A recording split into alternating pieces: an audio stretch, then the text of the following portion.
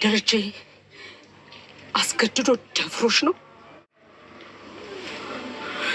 ወይ? ከሃዲል አልኩበት ይቅርታ ጠይቅሽ።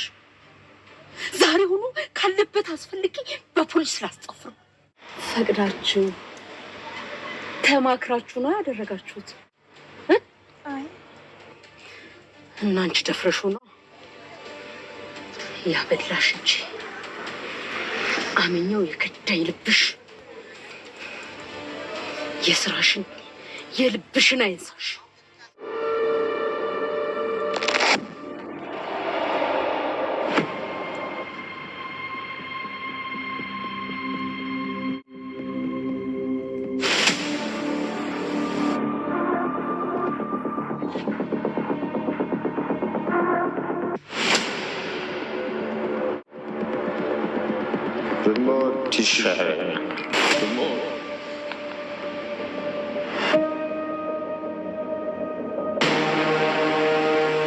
ልጆቼን አጥቼ በጭራሽ መኖር አልችልም።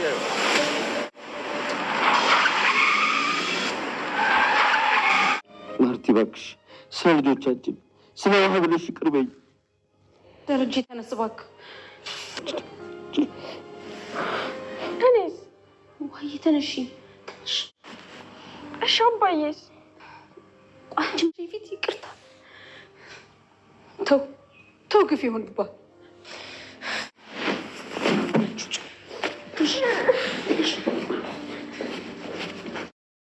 ደረጀ ዛሬ በሚያሳዝን ሁኔታ እንግዲህ ከባድ የመኪና አደጋ ደርሶበታል። እንግዲህ አንዳንድ የቤተሰብ ትዳር ህይወት ላይ አንዳንድ ነገሮች ሲፈጠሩ መዘዛቸውና ከኋላ ይዘዋቸው የሚመጡት ጉዳዮች በጣም ከባድና ከባድ ነገር ናቸው። እና እንግዲህ ለዚህ ማሳያ የአቶ ደረጀ ሁኔታ የሚገልጽ ነው የሚሆነው። እንዴት ነው ካላችሁ እንግዲህ በትዳሩ በዛ በህይወቱ እዚህ ጋር የመበጥበጥ ችግር ሲመጣ ምናልባትም እንኳን የመነሻ ኬዙ ወይም ደግሞ የጥፋቱ መንስኤ እሱ ራሱ ቢሆንም ግን ሰው ነውና እንደ ሰው መሳሳቱ አይቀርምና እንግዲህ እንደ ሰው ተሳሳተ። ከመሳሳትም አልፎ እንግዲህ ይሄ ነገር ተፈጠረ። ይሄ የተፈጠረበት ሰዓት ላይ እንግዲህ አቶ ደረጀ ብዙ ነገሮችን ለማድረግ አቅዶ ነበር። መጀመሪያ ላይ ለማርታ ቀርሞም ለመናገር ምናምን ሞክሮ ነበር፣ ግን አልተሳካለትም። ሚሳካም አልቻለም። ምክንያቱም አቅም በላይና ከቁጥጥር ውጭ ነው የሆነበትና በዛ ማካኝነት እንግዲህ በሆነው ነገር በጣም በሚያሳዝን ሁኔታ ብዙ ነገሮችን ቢሞክርም ግን ሳይሳካለት ቀርቶ ነገሩ ሄዶ ተዋህዶ ይሄው ዛሬ ለዚህ ለከፋ ችግር ተጋልጧል ማለት ነው ቤተሰቦቻችን። ስለዚህ በዛ በመሆኑ እንግዲህ በጣም የከፋ ችግር በመፈጠሩ በጣም ነው የሚያሳዝነው። አሁን ላይ እንግዲህ ይሄው እንደምታዩት ማርታም ህዲያ ነገሩን ደርሳበት ባልጠበቀው መልኩ ደረጀ እንግዲህ መጥቶ ሁሉም ነገር ትርምስምስ ወጥቶ ይሄው ሁሉም ነገር ሰምተዋለች ማርታ። ሰምታም እንግዲህ እንትን አላለችም፣ አልፈረደችም።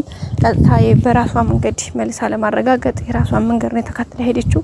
ከዛም ከሄደች በኋላ እንግዲህ እያንዳንዱን ነገር ፕሮሰሱን አካሂዳ የዲኤንኤ ናሙና እንዲሰጡ ካደረገች በኋላ ናሙናው ቸክ ተደርጎ ኦልሬዲ እውነትም የተባለው ነገር እውነት እንደሆነና ደረጀ እውነትም የልጅ አባት እንደሆነ በተሷ ላይ በትዳሯ ላይ እንደሄደ ወይም ደግሞ በሷ ላይ ሄዶ ልጅ እንደወለደ ከሰራተኛው ጋር እንደተኛ ከአንዳንድ አረጋገጠች ማለት ነው። ይሄን ካረጋገጠች በኋላ እንግዲህ ማርታ በጣም ከባድ እንትን ውስጥ ነበረች፣ ስሜት ውስጥ ነበረች። በጣም አእምሮዋ ልክ ሁሉ እስከማይመስል ድረስ እንግዲህ ስቲል እስካሁን ድረስ ያለችበት ሁኔታ በጣም ያሳዝናል። በጣም እያለቀሰች ነው፣ እንባ መንባ ሆናለች። ከምትችለው በላይ ነገሮች ከቁጥጥሯ ውጭ ሆኖባታል።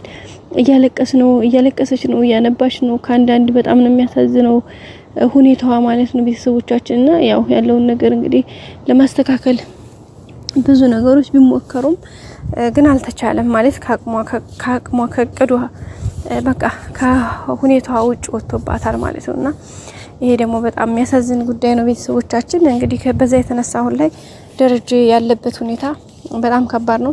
ማርታ ነገር ካወቀች በኋላ እንግዲህ ቻው ከኔና ካንተ በኋላ ግን እናንተ ከዚህ በላይ ምንም እንገናኝበትም የሚያገናኘን ምንም ነገር የለም። ሽማግሌዎችን አንጥታ ሰማንያችን ቅደድና ንብረታችን ካፈል የሚል መልእክት ነው ያስተላለፈችው። ይሄን እንግዲህ ይሄን መልእክት ተነገረች በኋላ ሰላም እንዲጋሚ ማግኘት ፈልጋ ነበር። ሰላም ካገኘች በኋላ እንግዲህ ጥያቄ ነው የጠየቀቻት። እኔ ምልሽ እንዴት በምን አይነት መልኩ ነው ይሄ ነገር የተፈጠረው? ደፍሮሽ ነው ፍላጎትሽ ነው ወይ ደፍሮ ነው ወይ ይሄ ልጅ የተወለደው ደፍሮሽ ነው ወይስ ምንድነው የሆነው ነገር ሲላት ስትላት ነበር ማርታና ሰላም እንግዲህ አይ ደፍሮኝ አይደለም ነው ያለችው። እና ታዲያ ኦኬ ይሄን ያክል አመታት ለካ ቤት ውስጥ ተቀምጠሽ እየጠበቅሽው እኔ እስከሞት ነበር ስጠብቄ የነበረው ወይስ እኔ እስከወጣልሽ ወይስ ምን እስኪሆን ጠብቂ ብሎሽ ነው? ታዲያ እንደዛ ከሆነማ ተመካክራችሁ ነበር ማለት ያን ነገር ስታደርጉ የነበረው በእኔ ላይ ነበር ያን ያክል ስትሉ የነበረው አብልቼሽ አጠጥቼሽ እንዴ ከወደሽበት አንስቼሽ ደሞዝሽን ከፍዬ ደሞዝ ጨመሪ እንኳን ሳትይ ደሞዝሽን ጨምሬ አስተያየት አድርጌ ከፍ አድርጌሽ እንደ ሰራተኛ አክብሬሽ እንደ ልጅ ተንከባክቤሽ ፍቅር ሰጥቼሽ ህይወትሽን ኖሬሽ እንደ እናት ቆጥቤ አስተካክዬሽ ያኖርኩሽን እኔን ማርታን ይሄ ይገባኝ ነበር እንዴ? ምንድነው የበደልኩሽ? ያጠፋሁትስ ምንድነው? ጥፋት ካለብኝ ለምን ቃል በቃል እኮ ማርታ ይሄ ነው ብለሽ መናገር ትችይ ነበር። ግን ይሄ ሁሉ ለምን አስፈለገ? እንዴት ስትሳሰብሽው ብላ እንግዲህ ጋይስ በቃ የሆነ በቃ ውርጅብኝ ታውቃላችሁ፣ ውርጅብኝ ነበር ያወረደችባትና እና ያን ነገር ስትሰማ ሰላም በጣም ነው የደነገጠችው። ማለት በቃ ቃል የላትም። መጀመሪያም እንግዲህ ሰላም ማርታ ፈልገሻለች ስትባል እሷን በእርግጥ እኮ ሁሉም ሰው ልክ ናቸው እኮ በነገራችን ላይ ሁሉም ሰው ትክክል ናቸው። ሰላምም አካሄዷ ልክ ናት። ለምን በደረሰባት መጀመሪያ እንትን ያው ተደፍራም ባይሆንም ማለት ደፍሮ በግድ ባይደፍራትም ያው በፍቅር እሱ ማሽኮርመሞ ሲጠጋት እሷም ከመውደቋ ባሻገር በኋላ ያመጣው መዘዝ ነው ይሄ ሁሉ እና ያኔ በሰዓቱ ማንኛቸውም አላሰቡትም። ደረጀም አላሰበውም፣ ሰላምም ይሄን ነገር አላሰበችውም። ስለዚህ ሂዶ ተሃይዶ እዚህ ጋር ሲደርስ እንግዲህ በጣም ከባድ አደጋ መዘዝ ይዞ መጣ ማለት ነው። እና በዛ አማካይነት ነው እንግዲህ ይሄ ነገር አሁን ላይ ዋጋ እየተከፈለ ያለው ይሄ ሁሉ መስዋዕትነት፣ ይሄ ሁሉ ከአቅም በላይ የሆነ ችግር፣ ይሄ ሁሉ ነገር እየተካሄደ ያለው እንግዲህ በትንሽ ስህተት ነው። በነገራችን ላይ እዚህ ጋር በጣም አካበዱት። ያው እንደ ድራማ ትንሽ የተካበደ ይመስላል፣ ግን ከእውነታው አንጻር ሲታይ በጣም ከባድ ነው። ምክንያቱም ይሄ ነገር በጣም ከባድ ነው። በነገራችን ላይ እንዴት ብዬ ነገራችሁ፣ ሰው ይሞት አይባልም፣ ግን በህይወት ሰው እስካለ ድረስ በጣም ከባዱ ነገር የቤተሰብ ጉዳይ ነው። የቤተሰብ በትዳር በተለይ ደግሞ በልጆችን መበተን፣ በልጆች ህይወት ላይ መፍረድ፣ እናትና አባት መለያየት፣ የልጆች ወደፊት ጣፈንታ መዘበራረቅ፣ በቃ ይሄ በጣም ከባድ ነገር ነው። ከዛ መቀጠል ደግሞ ይሄ የሚያሳየው ምንድነው ጋይስ፣ ትንሽ ብለን የሰራና ስህተት ምን ያክል ሂዶ መጨረሻ ላይ ህይወታችንን፣ ቤታችን፣ ትዳራችን፣ ልጆቻችንን ኤቭሪቲንግ እንዴት እንደሚበትነው ያየንበት ነው። ከዛም ባለፈ ደግሞ የስካርን ምን አይነት አስከፊነትና ጉዳት ነው ደረጃ የመጀመሪያ ሰላም ጋር የሄደበት ትልቁ ከባዱ እንትን ያው ቀን አይቶ ቢመኛትም ድፍረቱን የሰጠው ግን መጠጥ ነበር።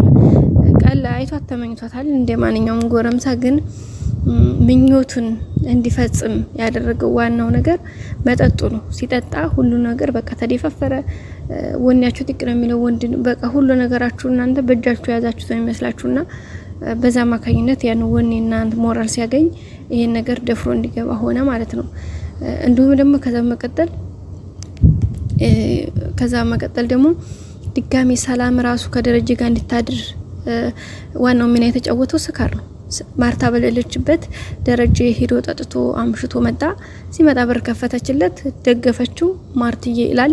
የሚያውቀው ጉዳይ የለውም። ደረጀ ሰክሯል። ማርትዬ እኔ ቆንጆ ማርትዬ ነው ሚስቱን ነው የሚጠራው ሁሌ፣ ምክንያቱም ይወዳታል፣ ያፍቅራታል። በዛ አማካኝነት እንግዲህ ያንን ክፍተት ተጠቅማ ሄደች፣ አብራው አደረች። ተነስታ ወጣች ማለት አብራው ተኛች፣ ሄደች። አብራው እንኳን እንደተኛች ደረጃ ያውቃል።